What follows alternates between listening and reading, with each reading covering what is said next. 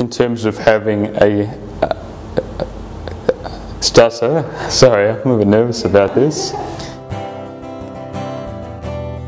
The spoken word is the most powerful means of communication, and unless you can communicate well, you really have little effect on the world around you.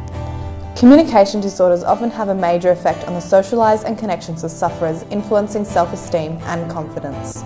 I think it's only just recently that I've become aware of how much my lifetime of stuttering really did affect my social life. Very shy as a young man, wouldn't speak to young girls. Had a relationship when I was 12 for about 2 years. Used to walk around hand in hand, but I don't think I spoke to her for 2 years. But new technologies have and still are being developed to help assist those with communication disorders. Mobile devices such as the tablet have had a significant effect due to their low cost in comparison with assistive technologies. I love you. Not able to tell people you love them. Not able to say your marriage vows. I know dozens of people who stutter who have never gotten married because they were afraid they would stutter in the church. People who stutter often find things like introducing themselves to be one of the more difficult things in their everyday life and will struggle to meet new people. For example, introductions were the really hard bit to get. The fact that stutterers have problems saying their name. Usually when I meet new people, the first thing I think of is, oh no, they're gonna know I stutter and them are gonna judge. So see, as a stutterer you can pretty much hide, and you can get through by just quick chat and that sort of thing, but constantly you're trying to hide the fact that you have a stutter. However, after becoming familiar with people, it becomes much easier for them to communicate fluently. Most of my school friends were really nice. I went right through high school thinking I was the only person in the world who stuttered.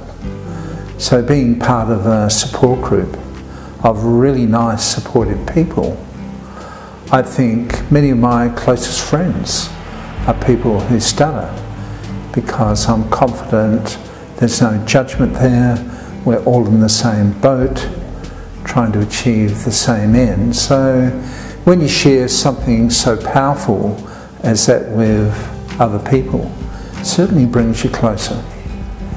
Oh, well, I guess stuttering has helped me forge friendships with fellow stutterers.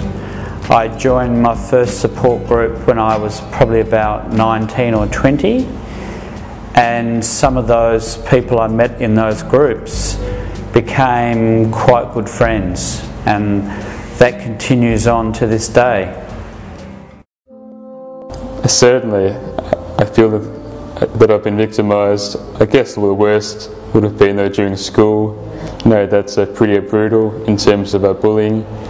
We do know that 82% of kids who stutter will be teased or bullied weekly, which is a lot, and so if they have those strong social connections, then it gives them some resilience for that.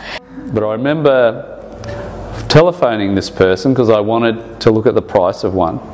So I asked him how much a Woogie amplifier was, but of course I stuttered on the W because that was a pretty hard letter for me. His answer was, oh, so you want to know how much a Woogie amplifier is? We're all victimised. We're all discriminated against. Society needs to change their attitude to people who are a little bit different. I think as human beings, that's a core part of being human, those social networks. We are part of a society. The sense of belonging is very, very critical for all of us. How important is communication to me? Communication is vital. I think it's what really makes life worth living.